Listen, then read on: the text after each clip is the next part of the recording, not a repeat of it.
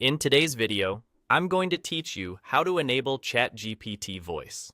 This feature lets you interact hands-free, hear responses out loud, and switch to a more natural, conversational experience.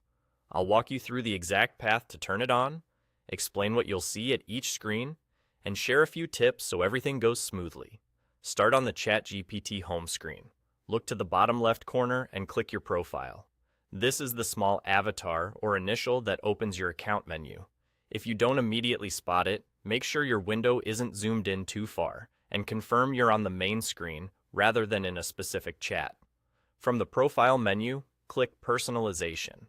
This area gathers options that control how ChatGPT behaves and presents itself.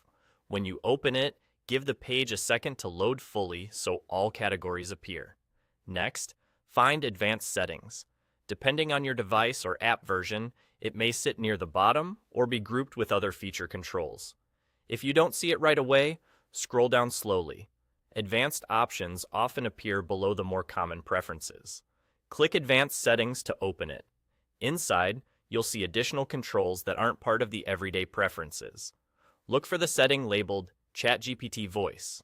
It should be clearly named and accompanied by a short description. To the right, you'll see a toggle switch. If the toggle is off, it typically appears gray.